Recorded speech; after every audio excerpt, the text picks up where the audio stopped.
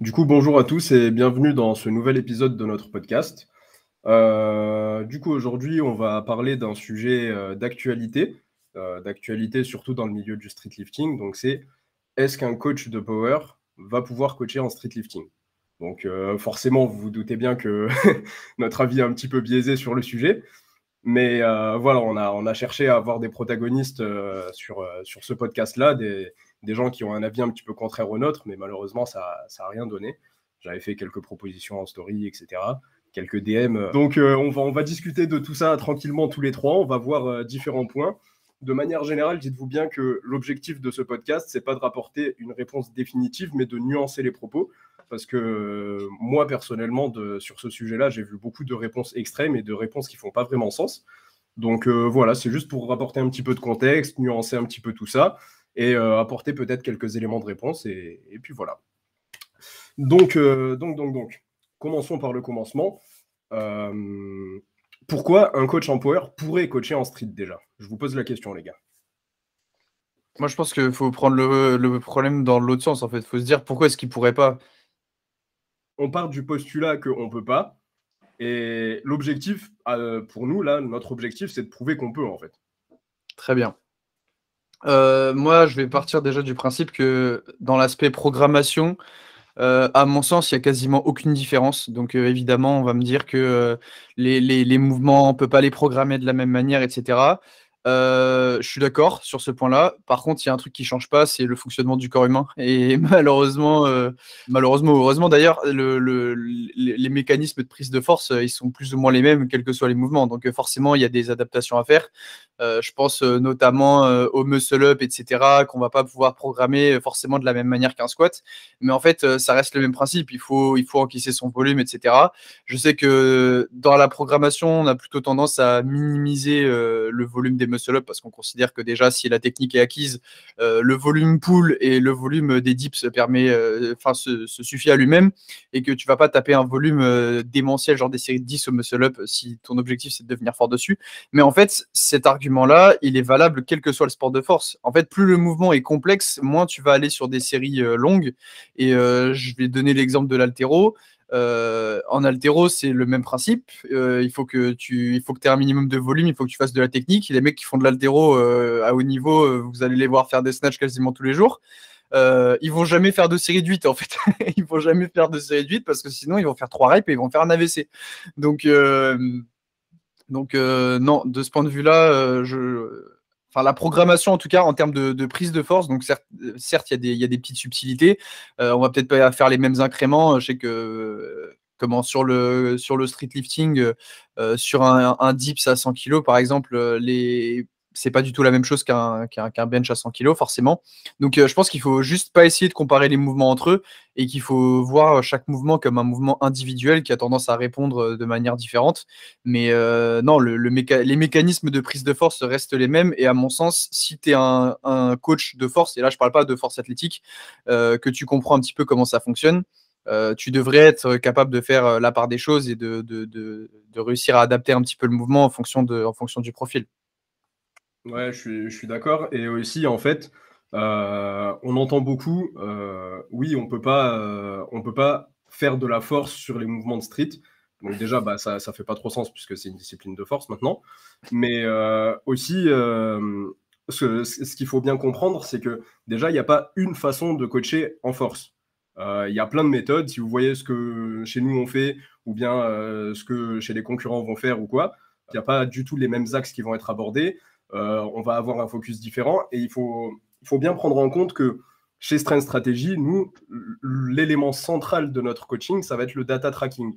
Et en fait, le fait d'avoir ça au centre de nos programmations, ça simplifie vraiment la tâche pour passer en street lifting. Parce qu'au final, il y a quoi qui va changer, par exemple, entre un dips et un bench? Au dips, tu vas pouvoir moins encaisser de volume parce que ça va être plus stressant au niveau des coudes, poignets et épaules. Ça, c'est acquis. Parce qu'il y a plus d'amplitude, c'est plus lourd. Enfin, Il y a plus d'amplitude et puis aussi, en termes d'axe, d'alignement, etc., c'est pas pareil. Et puis, limite, il y en a beaucoup qui vont dipser en protraction, donc si t'as pas l'habitude, tu vas vite te casser les dents, quoi. Et du coup, pour revenir à l'élément central de mon argumentation, c'est que, en fait, si tu traques ce que tu fais, tu peux pas te tromper. tu vas peut-être te tromper sur ton premier bloc, et ensuite tu vas pouvoir réajuster, comprendre un petit peu comment ça se passe, et chercher cette fameuse surcharge progressive qu'on cherche à appliquer sur chacun des mouvements. Et il n'y a aucun souci, en fait, à partir du moment où tu te bases sur des faits concrets, sur des données réelles, tout en gardant le contexte, etc. Mais à partir du moment où tu te bases sur des données, tu ne peux pas te tromper. Et ça, c'est un élément à garder. Et quand on dit qu'on va faire de la force, il y en a beaucoup qui pensent à programmer un 5x5, un 3x3. C'est pas ça. On va juste chercher, en fait, à avoir la bonne dose de stress pour avoir une bonne réponse. Donc, à partir du moment où on trouve la bonne dose de stress qu'il nous faut sur les mouvements de street lifting, il n'y aura aucun souci pour progresser. Et puis voilà. Et du coup, oui, sur l'exception du muscle-up, du coup, la force brute qu'il faut pour faire un muscle-up, tu vas la travailler sur tes tractions. Donc, de ce côté-là, il n'y a aucun souci. Et après, ça va être surtout de l'explosivité, de la technique, gestion du timing, de l'élan, de la vitesse. Donc, et tout ça, tu vas pouvoir le bosser tranquillement sur tes muscle-up. Mais on ne peut pas dire qu'on ne fait pas de la force et qu'on ne programme pas en force en street lifting, alors que la force brute, tu en as tout aussi besoin que ton explosivité sur le muscle-up. Une personne qui a un muscle-up à, je sais pas, un muscle-up à 30 kg et une traction à 80, c'est pas de l'explosivité qui lui manque pour passer le muscle-up à 35, c'est de la force, là, pour le coup. Au bout d'un certain temps, tu vas arriver sur un ratio, et en général, on se rapproche de ça, c'est 30-80 dans ces eaux-là, où l'élément qui va te permettre de passer au niveau au-dessus, c'est pas forcément l'explosivité, mais souvent, c'est la force, en fait. Et ça, c'est à partir du moment, du coup, où une bonne technique a été acquise, tu as bien automatisé ton setup, tes reps, ton élan, donc il y a à partir du moment où c'est OK. Mais du coup, ça nous permet d'avoir une petite jonction vers le sujet sur lequel moi, je pense que dans un certain sens, il y a une majorité de coachs de FA qui ne pourraient pas être très efficaces de ce côté-là, c'est le côté technique. Donc, les gars, je vais pas faire. Alors moi, je voulais juste finir sur un truc, c'est que tu as dit que, tu vois, on a parlé du muscle-up, du fait qu'on n'en programmait pas forcément énormément en volume, etc. Je précise que c'est bien propre à la pratique du street lifting, et c'est parce que le muscle-up, concrètement, il est composé d'une traction et d'un dips, tu vois. Et que si tu n'avais pas de traction ni de dips, il faudrait que tu fasses ton volume au muscle-up pareil. Donc, tu ferais certainement plus de volume, etc. Mais c'est comme si en FA, on avait un mix entre squat et bench. Bon, déjà, si tu as le squat et le bench et qu'en plus tu as un troisième mouvement comme ça, forcément, tu vas peut-être mitiger un peu le volume à ce niveau-là, quoi. Donc voilà. Ensuite, concernant la technique, bon, là, moi, je suis pas trop d'accord avec toi, Souleymane, et de toute façon, tu le sais, parce qu'on en a déjà un peu parlé. Mais donc pour moi, je suis d'accord qu'il y a un côté ressenti, parce que clairement, quand tu n'as jamais fait de traction lestée ou quoi, il y a des choses que tu ne sauras pas, parce que en fait, si tu n'as pas fait l'effort de vraiment te renseigner sur la technique, etc., tu ne les sauras pas. Parce qu'il y a beaucoup de gens, mine de rien, qui coachent au ressenti. Moi, je pense que c'est pas. Enfin, en tout cas, moi personnellement, c'est pas comme ça que je fonctionne. Je sais que par exemple, pour les mouvements de FA, ce qui m'a beaucoup aidé à les coacher, c'est simplement observer beaucoup d'athlètes, voir beaucoup de morphologies différentes, voir essayer de faire des prédictions par rapport à comment il se plaçait, etc. Me dire, OK, lui, je pense qu'il va plutôt squatter comme ça, qu'il va plutôt aligner ses leviers comme ça, etc.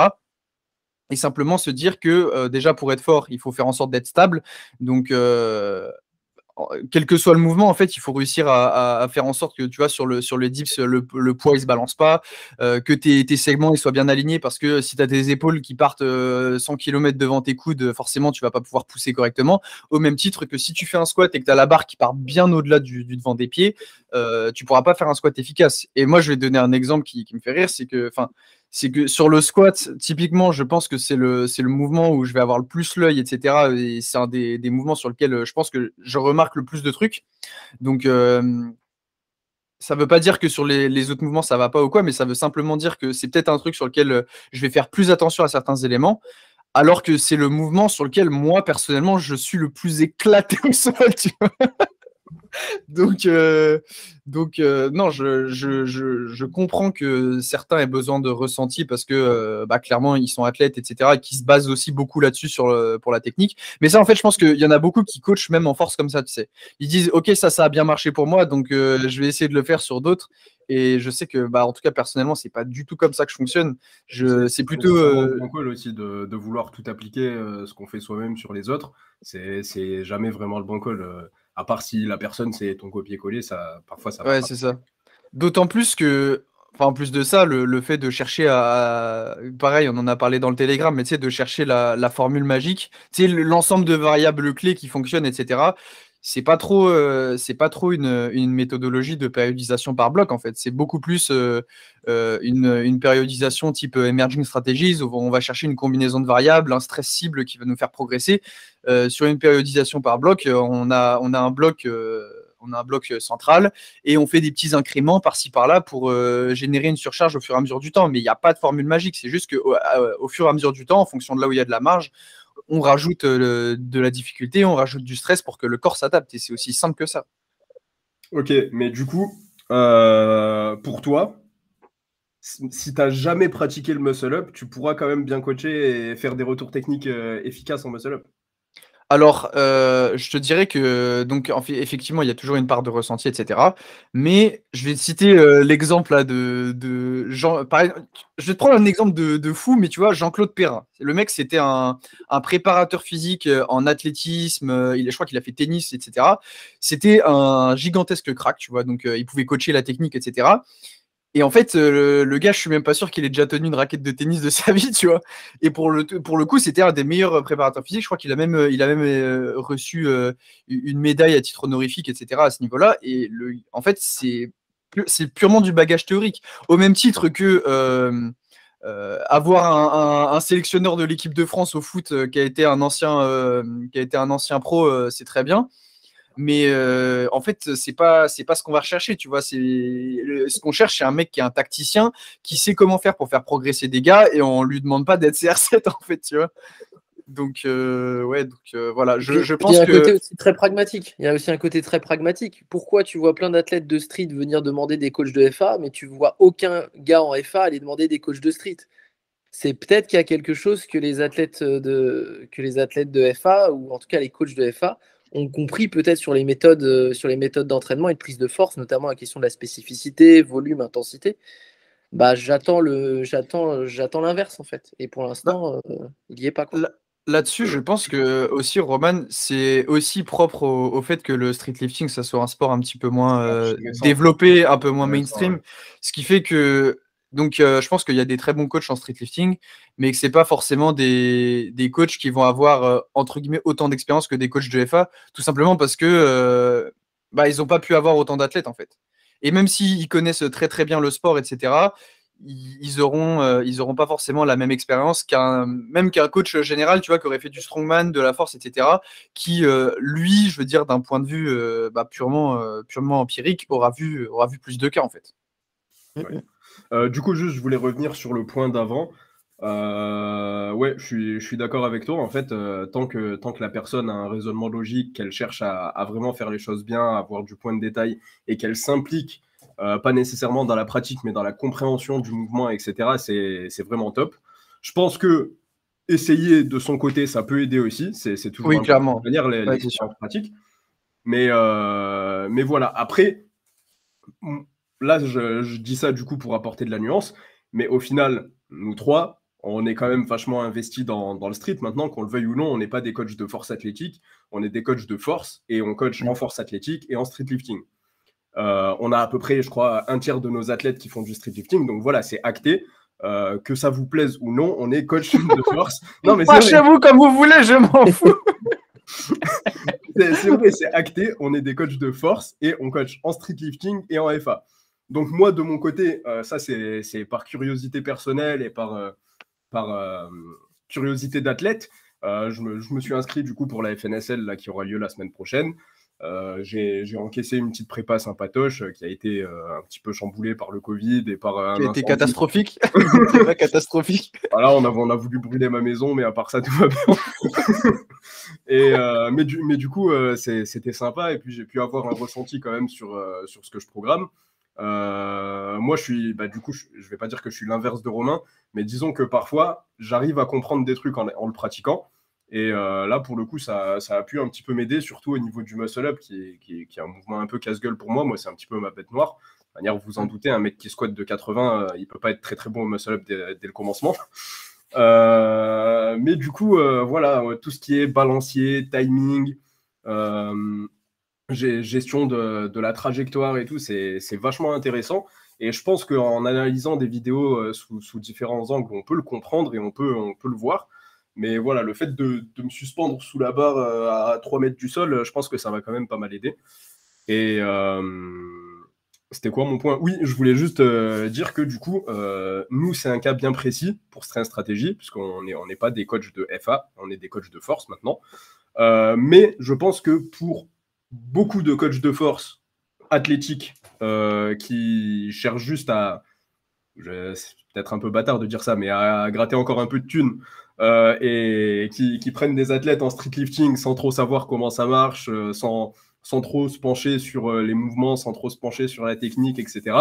Bah, au final, tu fais un petit peu la moitié du taf et je comprends que ça puisse en énerver certains, tu vois. Alors, moi, je dirais juste aussi un truc, c'est que, nous, on a la chance de recevoir des athlètes en street lifting, etc. Et bon, moi, je trouve ça de plus en plus cool parce que je comprends mieux le sport, etc. Mais en fait, il faut savoir que nous, de notre côté, on peut faire le choix d'accepter des athlètes de street lifting, mais en fait, c'est pas moi qui vais décider si je le coach, tu vois. C'est-à-dire que si lui, de base, il vient pas vers nous et qu'il est pas intéressé, etc., c'est pas moi qui vais le forcer. En fait, j'ai tout simplement pas le pouvoir de faire ça, tu vois. C'est tout simplement qu'il y a des réflexions, peut-être que, je sais pas, qui peuvent plaire, des méthodologies, etc. Mais jamais, au grand jamais, je pense que, parce que je vois à quoi tu fais allusion, Soulé, c'est de savoir si est-ce que les coachs sont légitimes, etc. Mais en fait, c'est même pas les coachs de choisir s'ils sont légitimes ou pas, c'est les athlètes, en fait. C'est les athlètes qui disent, OK, est-ce que ce gars-là, qui par exemple ne pratique pas le même sport que moi, etc., est apte à me coacher, est apte à me faire progresser dans mon sport. Donc ça, c'est une réflexion qu'il faut avoir personnellement. Je comprends parfaitement qu'un gars qui fasse pas un gars qui fasse du street lifting, il n'ait pas envie de se faire coacher par un gars qui connaisse pas du tout le street lifting ou alors qui n'en ait jamais pratiqué. Après, je sais que, tu vois, moi personnellement, je fais de la force athlétique et que j'aurais parfaitement pu me faire coacher par des coachs de body qui, bon là, on n'est plus trop dans les sports de force, mais on reste sur quand même beaucoup de principes c'est ça, beaucoup de principes qui sont très similaires. Et moi, j'ai plusieurs fois hésité dans le choix de mes coachs à me faire coacher par des coachs de body et qui, à mon sens, auraient été excellents en fait. Et d'ailleurs, c'est des coachs qui l'ont prouvé par le passé, tu vois. Et je pense que ça fait la différence aussi. C'est que, tu vois, je pourrais citer plein de coachs, mais il y a des coachs qui sont même assez reconnus dans leur milieu. Tu vois, par exemple, je pense à Steve Denovi, tu vois, de PR Performance, qui clairement, c'est pas demain qui va battre Taylor Atwood, tu vois. Et ça l'empêche pas d'être un très bon coach de ce que je vois et de proposer des services qui sont de très bonne qualité, quoi. Bien sûr. Donc, j'ai été coaché par Jason, bon, ça c'est fini, mais au final, Jason, c'est un hockeyeur, c'est pas quelqu'un qui fait de la force à la base. Ouais, ça l'empêche pas pour le coup de coacher Taylor Atwood qui est le meilleur athlète du monde en fait. Donc, ouais, bah, tout ça pour dire qu'au final, rien n'est tout noir ni tout blanc, mais qu'au final, voilà, c'est quand même à la décision de l'athlète et que nous, bah, on peut juste proposer nos services, garder la porte ouverte, mais au final, c'est les athlètes qui nous font confiance, on force personne. Donc voilà, nous, on essaie juste de communiquer au mieux sur nos méthodes, sur nos réflexions. Si ça en attire certains, tant mieux. Si ça en attire pas, tant pis. Et qu'est-ce que je voulais dire? Ouais, alors je rajoute juste un petit truc par rapport à ce qu'on avait dit avant, mais moi je sais qu'il y a aussi beaucoup de personnes qui ont, en tout cas j'ai eu quelques échos de gens qui ont présumé que, tu sais, par exemple, tu fais de la force athlétique ou tu fais du street lifting, etc., c'est que tu connais pas l'autre sport. En fait, c'est pas parce que tu montres pas toute ta vie sur les réseaux sociaux que tu n'as jamais fait de traction. Tu vois, genre personnellement, enfin, tu vois, des dips et des tractions lestées, j'en ai fait, mais J'en ai fait T'as depuis été que je fais de la muscu, en fait. T'as été à quasi haut niveau, je crois, en aviron, non, un truc comme ça. Oui, mais là, genre pas tellement de rapport avec Ouais, mais avec bon, t'as beaucoup tiré. Ouais, mais c'est ça, en fait. Et tu vois, tu vois, je faisais des dips lestés avant de faire du bench et des trucs comme ça. Donc après, évidemment, il y a eu des pauses, etc. Sachant que, bon, quand on fait un pic et que on est à on a deux doigts de se tambourer la nez, la tête dans le mur parce qu'on est fatigué, les tractions lestées, c'est pas le meilleur truc, mais clairement, c'est un truc que je pense, enfin, en tout cas, des tractions, même en termes de mouvement de musculation, c'est un truc que tu peux être amené à programmer, tu vois, c'est pas l'exercice le plus farfelu de la Terre. Donc, évidemment, après, il y a une différence entre faire des tractions de body et des tractions de force. Mais à partir du moment où tu cherches à progresser, la logique intrinsèque reste la même, en fait. Ouais. Aussi, au niveau de. Tu voulais dire un truc, Roman, excuse-moi. Non, en fait, j'allais juste renvoyer la balle à Roman parce que j'ai l'impression qu'il dort Ouais, depuis tout Non, à mais l'heure. je suis complètement d'accord avec vous, les gars. Moi, je j'ai rien à ajouter là-dessus parce que je pense qu'en fait, pour moi, c'est un faux débat. C'est que si les athlètes viennent chercher des coachs de FA et qui restent et qui continuent d'aller voir des coachs de FA, c'est soit qu'ils sont insatisfaits de ce qui est proposé dans le coaching de street, soit parce qu'ils ont tout simplement envie de voir, un petit peu ce qu'on peut leur proposer. Et après, je pense que c'est simplement de l'offre et de la demande en fait. C'est que si ça fonctionne pas, Ouais, bien sûr. bah, l'athlète il a aucun intérêt à rester. Enfin, un athlète qui paye un coach et qui progresserait pas, mais pourquoi il reste en fait? Je veux dire, Ouais. c'est juste du bon sens, hein. Enfin, en fait, pour moi, il n'y a même pas ce débat-là. C'est juste, voilà, si avec ton coach ça se passe bien, même si de sa discipline de base, c'est pas le street lifting, je pense que voilà, si les résultats sont là, il sait ce qu'il fait. Nous, on montre, c'est pour ça que nous, on est tout à fait transparent sur nos méthodes, sur ce qu'on fait, et pour ça qu'on partage autant de savoir aussi.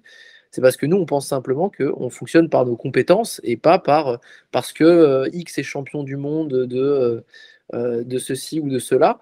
Moi, ce que je dis toujours, c'est que pour choisir ton coach, il faut que tu regardes comment il est capable de faire progresser des athlètes lambda, des athlètes de tous les jours, des athlètes C'est et ça. pas le top champion mondial. C'est ça, et des athlètes de tous les profils aussi. Je trouve que c'est important, tu vois. Quelle que soit la morphologie, l'âge, le niveau sportif. En tout Ouais. cas, moi, c'est des éléments que je regarde quand je Ouais, peux bien faire mon sûr, choix dans un coach, quoi. je suis d'accord, parce qu'au final, tu peux avoir un top athlète sur un coup de chance, et bah, on va pas se mentir, il y a quand même une part de génétique parmi les top athlètes, et il y a beaucoup de top athlètes qui pourraient progresser tout autant avec une autre méthode ou avec une autre Ouais, bien sûr. d'entraînement, etc. Donc c'est pour ça que c'est pas trop représentatif, et que je suis d'accord que à réussir à faire progresser de A à Z un monsieur tout le monde ou une madame tout le monde, c'est quand même plus représentatif. Et au final, plus l'échantillon est gros, donc au plus tu coaches d'athlètes dans une discipline, au plus on pourra voir s'il y a une majorité d'athlètes qui progressent, si la majorité progresse bien, etc. Et juste moi, je voulais finir sur une petite note. On n'est pas là pour déclarer la guerre à qui que ce soit. Non, mais il faut le préciser. Non, mais c'est vrai, parce qu'au final, on est rentré dans le vif du sujet assez rapidement, etc. Mais bah, du coup, pour les vaillants qui sont restés jusqu'à la fin de ce podcast, on est là pour déclarer la guerre à personne. On veut voler le pain de personne. Non, mais c'est vrai, la concurrence, ça a été quelque chose auquel on a été confronté en FA aussi. Et moi, je suis toujours parti du principe qu'il y a à manger pour tout le monde. Ouais. Que si des gens veulent venir chez nous, bah, ils sont les bienvenus. S'ils veulent tester autre chose, aller ailleurs, c'est pas grave. Voilà, dans tous les cas, il n'y a pas mort d'homme. Il ne faut pas commencer à chercher à se tirer dans les pattes ou quoi que ce soit. Moi, c'est clairement pas mon intention. Je pense pouvoir parler pour Non, mes de deux trop. compères aussi. Mais voilà, dans tous les cas, nous, on est là. On essaye de s'investir dans ce sport. On essaye de comprendre comment ça marche. On essaye de faire les choses bien. Et du coup, voilà. De toute manière, au final, les résultats parlent d'eux-mêmes, donc ça, c'est cool. Mais voilà, une dernière chose pour dire que vraiment, relax, les gars. Il n'y a pas de galère. C'est important de le préciser. Ouais, bah, parce qu'au final, je vais pas vous mentir, je vais pas citer les blazes, etc. Mais il y a un certain bonhomme, je suppose qu'il va écouter ce podcast, je le salue, qui est venu me voir en DM pour me dire que, grosso modo, il était d'accord avec nos idées et que bah, juste lui, c'était pas possible parce qu'il il voulait garder tous les clients pour lui et que voilà, il allait prendre tous les autres clients potentiels du marché et qu'il allait rien laisser pour les autres. Et enfin, et du coup, bah voilà, juste, c'est pour dire que nous, on n'est pas là pour ça. On va faire notre taf. Si des clients veulent venir, tant mieux, mais on n'est pas là à vouloir se tirer dans les pattes, à vouloir faire la guerre ou quoi que ce soit. C'est vraiment pas notre truc. On a été confronté à ça en FA aussi, et du coup, voilà, chacun peut manger, tout le monde peut manger. Tout est beau dans le meilleur des mondes, et puis voilà, bisous. Bon, eh bien, merci à tous merci de nous avoir écoutés jusqu'ici. Si jamais notre contenu vous intéresse, n'hésitez pas à nous rejoindre, que ce soit sur la newsletter. Maintenant, on a un canal Telegram sur lequel, pour nous, c'est beaucoup plus facile de produire du contenu. Donc, on essaie de poster des réflexions un petit peu quotidiennes autour de l'entraînement. C'est pas forcément des vérités absolues ou quoi, c'est simplement des réflexions qu'on a pu avoir. Donc voilà, si ça vous intéresse, n'hésitez pas à nous rejoindre. Je crois que le lien est accessible depuis notre compte Instagram. Et continuez de nous envoyer des messages pour nous dire que les podcasts vous plaisent. Ça fait vraiment plaisir et ça nous donne vraiment envie de continuer.